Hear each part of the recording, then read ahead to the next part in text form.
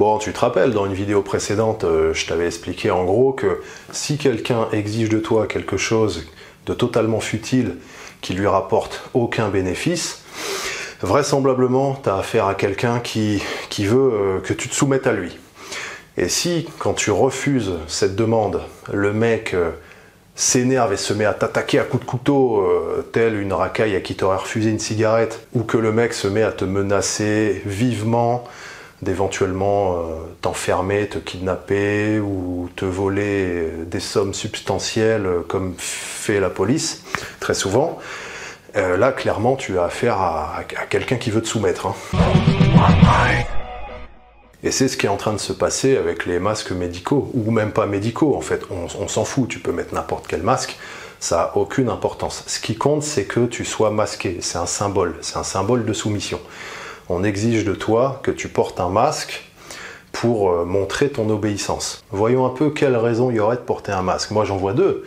Première raison, c'est tu as quelque chose à faire, il faut absolument que tu ailles dans un endroit, tu as un deal à faire dans un magasin. Et puis c'est tellement important que voilà quoi. Quand tu passes en revue les différentes solutions que tu as, finalement la seule qui est à peu près viable par rapport aux autres, c'est de mettre un masque pendant 5 minutes, de rentrer dans le magasin et de faire ton truc. Pourquoi pas, hein, c'est une stratégie tout à fait respectable, selon ce que tu as à faire, tu avises. Et puis si vraiment ça te fout les boules qu'on t'oblige à mettre un masque, tu peux toujours le mettre et dire ce que t'en penses au maître des lieux ou faire d'autres trucs après pour te rattraper, j'en sais rien moi. La deuxième raison, et là ce qui concerne beaucoup de gens, c'est qu'ils se soumettent sans aucune résistance. Hein. Si toi tu mets un masque pour rien, dès qu'on te le demande, juste parce que voilà, t'as besoin d'aller acheter un dentifrice, on te dit de mettre un masque, tu le mets. Là malheureusement, c'est tout simplement que t'es un petit animal domestiqué. Hein. T'es un obéissant, ce qu'on appelle. Hein. Tu te rappelles quand t'étais petit, on te donnait des bons points, on t'a appris à être obéissant. On te donnait des images, on te récompensait. Et si jamais tu émettais un avis contraire à un adulte un peu trop vivement, on te remettait en place direct, t'avais même pas le droit de dire non. Ça veut dire que t'es un esclave qui fait tout ce qu'on lui dit. À l'instant précis où sur ton écran va apparaître un message du ministère qui te dit « Monsieur, veuillez envoyer à cette adresse mail une vidéo de vous en train de vous fourrer une courgette dans le fion », tu vas le faire sans discuter, parce qu'on t'a dit de le faire. C'est comme ça, t'es conditionné. C'est peut-être pas de ta faute, hein. T'as été dressé, moi c'est pareil, hein. J'ai été dressé, hein. Après il faut faire tout un travail pour te rendre compte à quel point on t'a ravagé mentalement, on t'a pris des choses, et puis toi tu dois reconquérir ça, hein. Tu dois te refaire, tu dois reprendre du poil de la bite, et en attendant, effectivement, t'es plus trop un loup, quoi. Là t'es plutôt du côté caniche. Après, il y en a, c'est des causes perdues. Hein. Eux, ils sont vraiment dans la servilité la plus extrême. Hein. Ils font tout ce qu'on leur dit. Ils gobent tout le dégueulis mental que leur balancent les médias, comme s'ils étaient les chiottes, et effectivement, ils le sont un peu.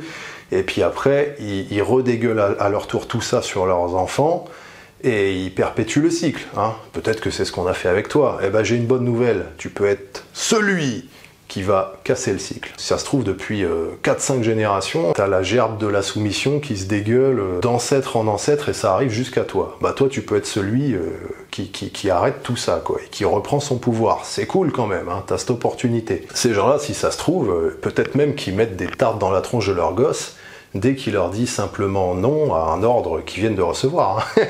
Ça se fait, c'est très courant. Hein. Maintenant, je me disais, cette histoire de masque, tu vois, il y a un petit côté rituel en fait. Hein. C'est, allez, on va asseoir notre domination sur tous ces gueux, on va leur faire porter des masques pour symboliser leur esclavage. Et tu sais, les postures physiques que tu prends, ça a une influence sur ton mental.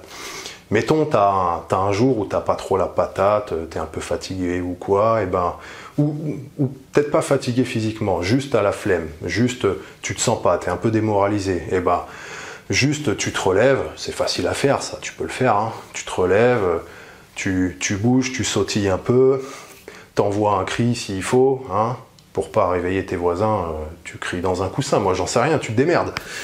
Et bah, tu vois, tout de suite, ça te redonne de la patate. Tu fais un peu des squats, tu tapes dans un sac ou voilà, ou je sais pas où. Et puis, tout de suite, les postures physiques que tu as prises et les gestes que tu as faits vont influer sur ton mental.